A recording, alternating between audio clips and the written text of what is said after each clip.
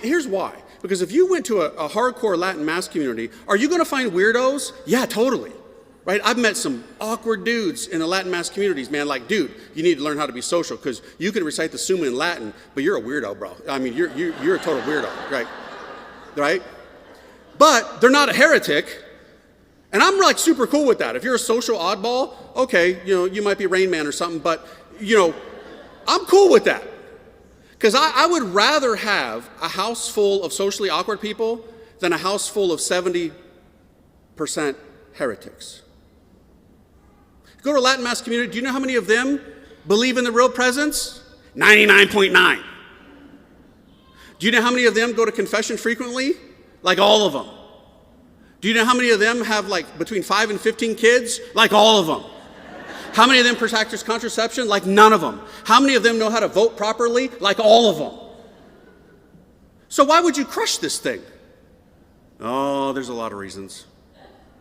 Because if you change the liturgy, and again, I'm fine with the Novus Ordo. I do the Novus Ordo. And here's a kicker that you might be like, oh, dang, I thought I was coming to hear a cool priest tonight, but this dude's just all traddy. This dude's just one of those rad trad priests. Guys, I don't even know how to celebrate the TLM. I don't know how to celebrate traditional Latin Mass.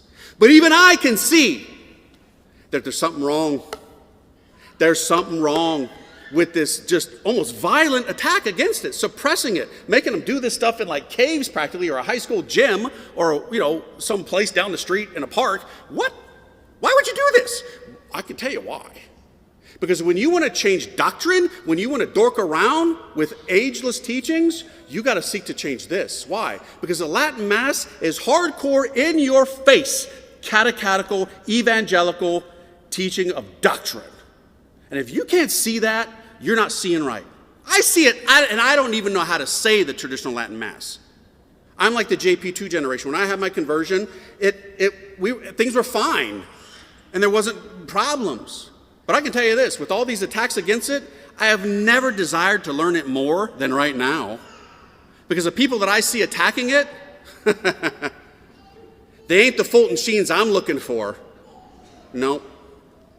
We got problems, my friends. And I'm not saying, don't get me wrong, I'm not saying that all we got to do is return to saying the traditional Latin Mass and it's going to fix everything. No, that's not true. No.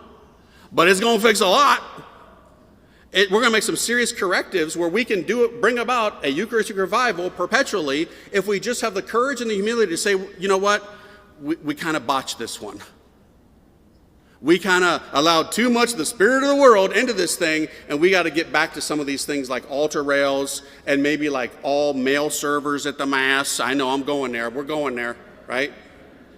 Does that mean that girls can't serve a Mass? No. If I'm traveling and I'm the celebrant and there's girls waiting in the sacristy and they're going to be, I'm not like Father Grumpy, get out of here, That would be I'd be a horrible priest if I did something like that. Hi, honey, what's your name? We talk, and after the Mass, thank you for serving, and, have a nice day. God bless you, so forth, right? But I don't think it should be that way. I don't. I think that this whole gender thing in the world, that everybody don't know what bathroom to use, all that stuff has crept into the church and even into our liturgy, where the roles are being reversed and flipped and all that, and we're going to see mad stuff with the synod coming up about that. You betcha. You betcha. Because the smoke of Satan has gotten in, and where it started? At the liturgy. St. Paul VI, and they canonized him, so I think he's a saint. A lot of people are freaking out on that. Okay, who am I to say, but they canonized him.